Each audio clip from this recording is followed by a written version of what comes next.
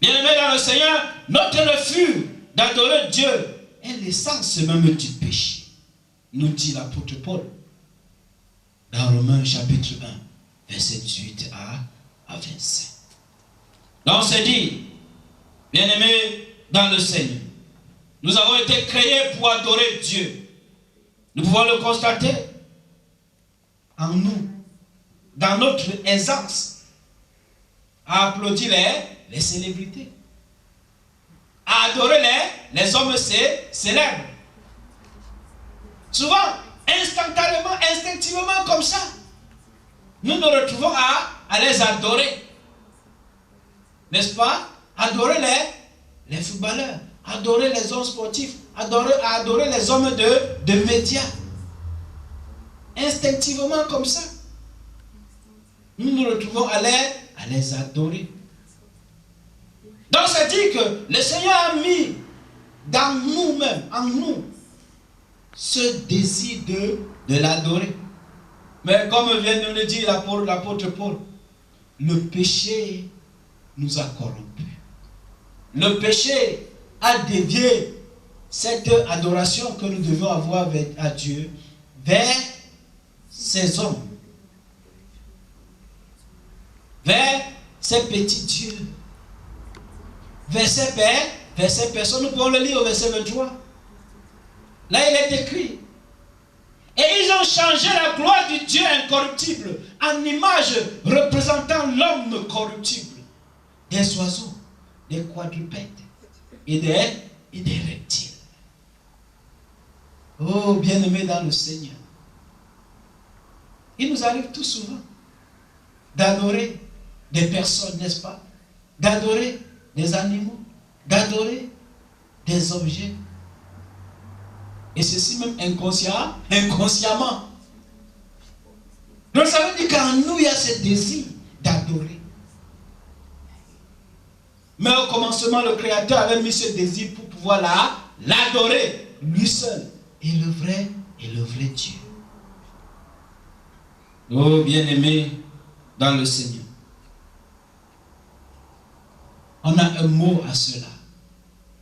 Lorsque nous adorons des objets, lorsque nous adorons des animaux, bien lorsque nous adorons certaines personnes, c'est de l'idolâtrie.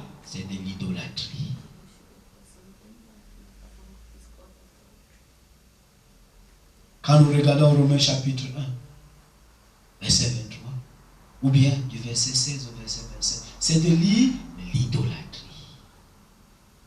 Adorer des objets, adorer des êtres humains.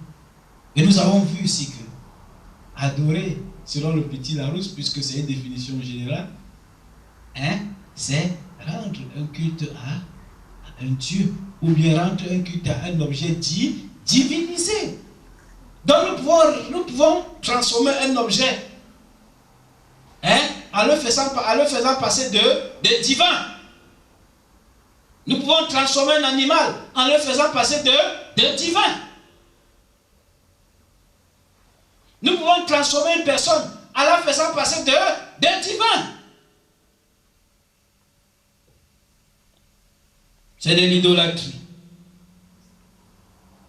L'idolâtrie n'est pas seulement adorer des faux dieux, bien aimé. C'est aussi adorer Dieu d'une mauvaise manière. A.W. Tozer a dit, l'idolâtrie, c'est entretenir des idées à propos de Dieu qui ne sont pas dignes de lui, qui sont indignes de lui. Mon frère, ma soeur. Donc c'est dit que l'idolâtrie, c'est pas seulement adorer les faux dieux. Comment est-ce que tu perçois ton Dieu? Comment est-ce que je perçois mon Dieu? Quelle idée de Dieu as-tu dans ton cœur, dans tout ton être? La réponse à cette question déterminera la profondeur et la grandeur de ton adoration, de mon adoration. Tu ne peux vraiment bien adorer Dieu si dans ton cœur, tu as une bonne image de Dieu. Mais si tu as une mauvaise image de Dieu, tu ne peux que mal l'adorer. Quelle image ai-je de Dieu? Quel concept j'ai de Dieu dans mon amour, dans mon cœur?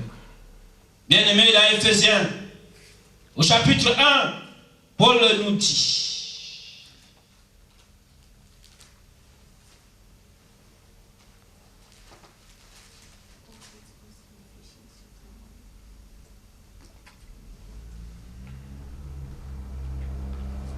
béni soit le Dieu et Père de notre Seigneur Jésus-Christ, qui nous a bénis de toute bénédiction spirituelle dans les lieux célestes en Christ. En lui, Dieu nous a élus avant la fondation du monde pour que nous soyons saints et irréprochables devant lui. Il nous a prédestinés dans son amour à être ses enfants d'adoption par Jésus-Christ, selon le bon plaisir de sa volonté, pour célébrer la gloire de sa grâce, dont il nous a favorisés dans le bien-aimé.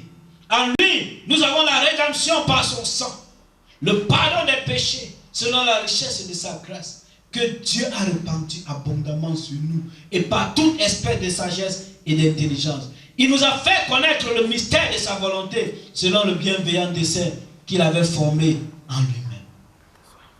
Voilà une image de Dieu que l'apôtre Paul a. Et lorsque tu compares l'image et les concepts de Dieu que tu as dans ton cœur, que j'ai dans mon cœur, où te places-tu? Où est-ce que je me place devant cette image que l'apôtre Paul a de Dieu? Bien-aimé dans le Seigneur, la raison pour laquelle Paul parle de Dieu avec puissance, avec vigueur, c'est parce qu'il a vu clairement. C'est parce qu'il a connu Dieu. C'est parce que Dieu s'est révélé à lui de manière claire, de manière limpide. Oh, bien-aimé, il est important de rappeler cette citation du docteur E. Stanley Jones. L'Église est remplie de chrétiens idolâtres. Car l'idolâtrie consiste non seulement à se prosterner devant un objet visible, mais aussi à porter dans nos cœurs une image de Dieu qui est intime de lui. C'est dire qu'un cœur idolâtre est un cœur qui a une pensée différente de ce que Dieu est réellement. Il y a une pensée de Dieu qui vient des sources étrangères. Donc c'est dire que, bien aimé, nous devons veiller à ce que nous ayons une pensée, une image, que les concepts que nous avons de Dieu viennent des Saintes Écritures. Car si nous avons une mauvaise pensée, une mauvaise idée, des mauvais concepts de Dieu, nous pouvons plonger dans l'idolâtrie, selon le docteur E. Stanley Jones. Et Martin Luther, autant pour moi, disait de son époque, à ses collègues, que le Dieu que vous adorez, c'est le diable pour moi.